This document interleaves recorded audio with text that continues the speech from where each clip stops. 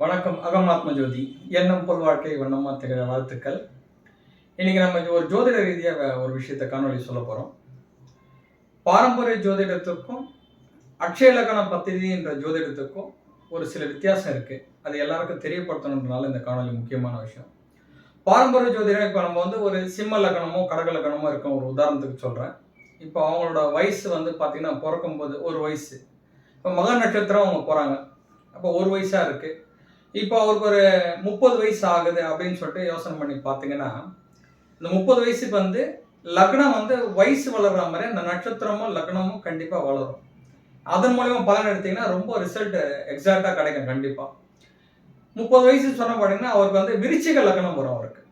இப்போ விருச்சிக லக்னம் வரும்போது இப்போ செவ்வாய் மேஷத்திலே இருக்காரு அப்படின்னு சொல்லிட்டு பார்த்தீங்கன்னா, இந்த நிகழ்வு ஏன் அதனால அட்சய லக்னம் உங்களுக்கு குறிப்பிட்டா சொல்றேன்னா, ஒரு வயசு 1 மாசம் 10 நாள், 1 வருஷம் 10 நாள் அப்படின்ற மாதிரி 1 வருஷம் 1 மாசம் 10 நாள் ஒரு நட்சத்திர புள்ளியோட நேரம் காலம் கணிக்கப்படுறது.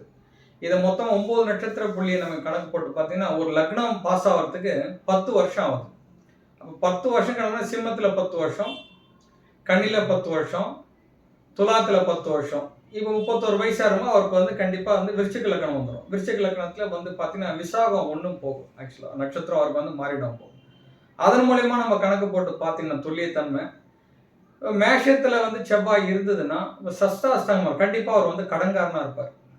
அளவுக்கு அதிகமாக கடன் வாங்கியிருப்பாரு, எதிரி சம்பாரிச்சிருப்பாரு, இந்த சொல்ற ஒரு தீய பிரச்சனைகள்லாம் செய்வின கோளாறு இதெல்லாம் வர்றதுக்கான வாய்ப்பு அதிகமாக அவங்களுக்கு உண்டு.